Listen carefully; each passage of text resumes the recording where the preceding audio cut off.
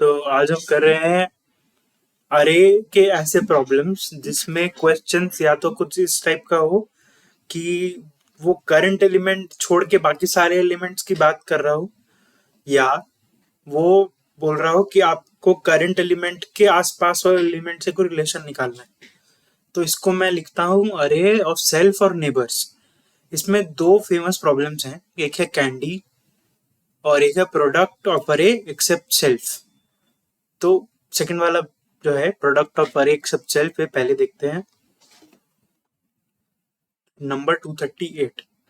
तो इस प्रॉब्लम में क्या बोल रहे हैं कि मुझको आप एक नया अरे बना के दो जिसपे क्या है कि ये सारे जो, जैसे कि इस इंडेक्स पे जो वैल्यू है इसको छोड़ के बाकी सबका प्रोडक्ट मिले।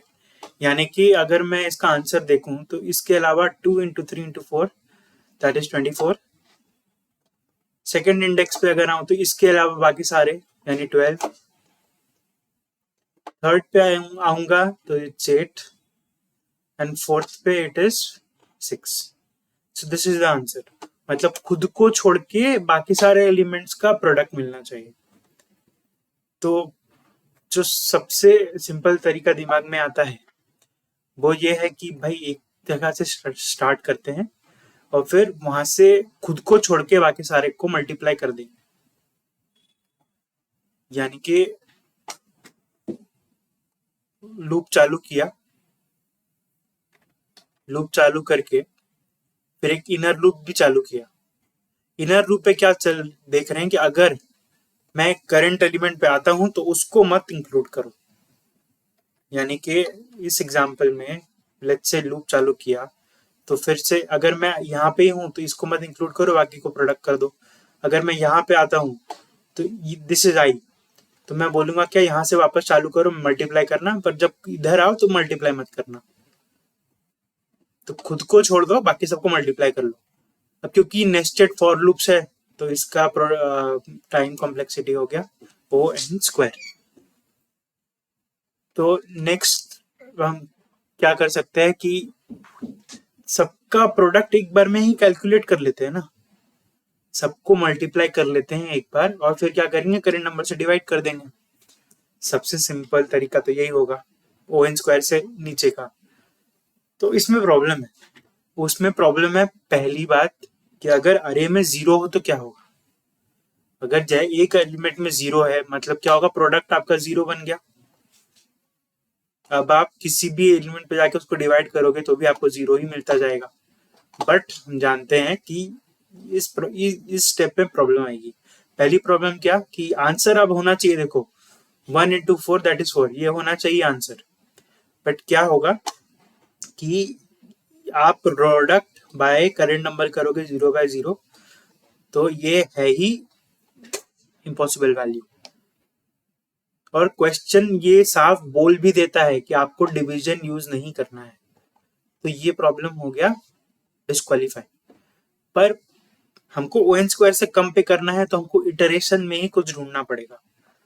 तो हम इटरेट करना अगर चालू करें तो एक चीज हम कर सकते हैं, क्या हम चाहते हैं लेफ्ट से राइट। एक बारी हम क्या करेंगे, अपने लेफ्ट में जो भी प्रोडक्ट है उसको यहाँ पे नोट कर लेंगे। इसके लेफ्ट में कुछ नहीं है तो ये 1 रहेगा, इसके लेफ्ट में क्या है 1, इसके लेफ्ट में क्या है 2 एंड 1 जिसका प्रोडक्ट होगा 2, इसके लेफ्ट में क्या है 1 2 एंड 3 इसका प्रोडक्ट होगा 6। वैसे ही क्या करेंगे, एक बार राइट चलेंगे, ये तो ऐसे रह जाएगा क्योंकि इसके राइट पे कुछ नहीं है। फिर यहाँ देखेंगे इसके राइट में क्या है 4, इसके राइट में क्या है 4 एंड 3 तो 12। फिर यहाँ पे 4 × 3 × 2 दैट इज 24। तो ये एक हो गया लेफ्ट टू राइट और ये एक हो गया राइट टू लेफ्ट। ये क्यों किया हमने, क्योंकि देखो अगर इस एलिमेंट पे अगर मैं दोनों का इस इंडेक्स पे देखूं तो क्या है इसमें 4 इंक्लूडेड नहीं है, ना तो इस साइड से आते हुए है ना तो इस साइड से आते हुए है। यानी कि अगर मैं इन दोनों को मल्टीप्लाई कर दूं तो हमको मिल जाएगी हमारी वैल्यू। तो वही करते, 1 से चालू करके हम लेफ्ट से राइट जाएंगे, तो हम चेक करेंगे क्या हमारा करंट एलिमेंट इनटू उसके पीछे वाले जो भी वैल्यू था वो, उसको हम इस अरे पे डाल देंगे। लेफ्ट का अरे बन गया, फिर राइट अरे करेंगे, वैसे ही राइट टू लेफ्ट आएंगे, फिर राइट अरे बन गया, फिर दोनों को मल्टीप्लाई कर देंगे, तो ये हो गया हमारा आउटपुट। अब ये फॉर लूप है, मेरे को छोटा प्यारा लगता है रेड्यूस में करना, तो मैं रेड्यूस से भी कर सकता हूँ। Next is candy problem. तो कैंडी प्रॉब्लम क्या बोलती है कि एक अरे दे दिया आपको, अब ये अरे कोई बच्चों के मार्क्स हैं या कुछ, ठीक है, तो अभी हमको ये देखना है कि सबको चॉकलेट्स देनी है। अब ऐसा होना चाहिए कि अगर एक बच्चे के मार्क्स ज्यादा हैं उसके बगल वाले से, तो उसको ज्यादा चॉकलेट मिलनी चाहिए। तो टोटल मिनिमम कितनी चॉकलेट देनी पड़ेगी, तो इसको हम स्टार्ट कर सकते हैं क्या, सबको एक एक चॉकलेट दे दिया पहले, फिर ना हम देखते हैं कि चल के देखते हैं अरे पे, तो ये 1 है ये 0 है, मतलब इसको ज्यादा चॉकलेट मिलनी चाहिए, तो ये इससे तो बड़ा होगा। फिर यहाँ आएंगे 0, 0 को तो कुछ भी मिल जाए। उसके बाद है 2, अब 2 भी अपने बगल वाले से बड़ा है, तो इसको इससे भी ज्यादा मिलना होगा। तो हम क्या करेंगे, आंसर होना चाहिए 2 1 1 2 1 2, सॉरी, तो ये होना चाहिए आंसर। तो ये आंसर मिलेगा कैसे,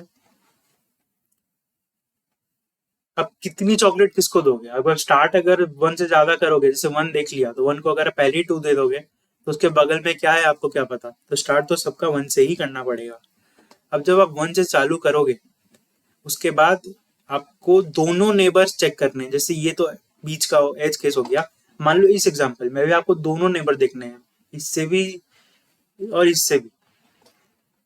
इसका आंसर क्या होना चाहिए, यहाँ 1, पहले 1 दे देते हैं सबको, 1 1 1, फिर यहाँ से चलते हैं। अब 1 तो 2 से छोटा है, तो इसका 1 चलेगा, 2 अपने नेबर से बड़ा है, तो इसको इससे ज्यादा चाहिए, तो इसको दे देते हैं एक बार 2। अब इधर देखते हैं, ये तो बराबर है, तो इसको मतलब चलेगा, 2 चलेगा। फिर आते इधर पे, तो ये और ये सेम वैल्यूज हैं, पर तो इसको भी कुछ एक्स्ट्रा नहीं देने की जरूरत, 1 2 1। तो इसको करेंगे कैसे, अभी मैंने बोला कि लेफ्ट टू राइट रिलेशन भी देखना है और राइट टू लेफ्ट भी देखना है। तो ये वैसी ही प्रॉब्लम है कि खुद को भी एनालाइज करो या मत करो, बगल वालों को देखना है, तो हम एक लेफ्ट टू राइट करेंगे और एक राइट टू लेफ्ट इटरेशन करेंगे। हम देखेंगे कि क्या हमारी करंट रेटिंग पिछले वाली से बड़ी है, इफ बड़ी है तो हम उसको एक चॉकलेट बढ़ा देंगे लेफ्ट से राइट जाते हुए, फिर राइट से लेफ्ट आते हुए भी यही करेंगे। अगर हमारी करंट वैल्यू हमारी पिछली वाली से ज्यादा है, तो हम वहां पे भी एक चॉकलेट बढ़ा देंगे। तो इसका इस केस में क्या होगा, लेफ्ट टू राइट अगर हम जाएंगे, तो ये होगा 1, पहले सबको 1 दे देते हैं, फिर अब बढ़ाते हैं, तो ये इस नेबर से तो बड़ा है, तो इसको एक और बढ़ा देनी चाहिए, तो 1 + 1 हो गया 2। ये क्या है, इसके नेबर्स तो इससे बड़े, तो इसको कुछ नहीं देना। यहाँ पे देखो, अब 2 अपने नेबर से बड़ा है, इसको तो इसको भी एक और चाहिए, तो ये हो गया लेफ्ट टू राइट जाते हुए। करंट वाला अगर बड़ा है तो मत दो। अब राइट टू लेफ्ट आते हैं, तो यहाँ पे क्या होगा, ये तो ऐसा ही रह जाएगा 1। यहाँ पे क्या होगा, ये बोलेगा अरे मैं तो छोटा हूं, तो इसको भी नहीं चाहिए। अब ये क्या है, ये बड़ा है, तो इसको एक और चाहिए, ठीक है। तो ये बन गई हमारी लेफ्ट टू राइट, ये हमारी बन गई राइट टू लेफ्ट। अब हम देखेंगे कि अभी मिनिमम चाहिए हमको, तो इन दोनों में से बड़ा कौन सा है वही हम पिक कर लेंगे, तो उससे हमको हमारे आउटपुट की वैल्यू मिल जाएगी। तो हम इस अरे पे जाते जाएंगे, हर इंडेक्स पे चेक करेंगे कि लेफ्ट टू राइट पे ज्यादा है या राइट टू लेफ्ट पे ज्यादा है, तो जो ज्यादा वाली वैल्यू होगी वो हमारा आंसर बन जाएगा।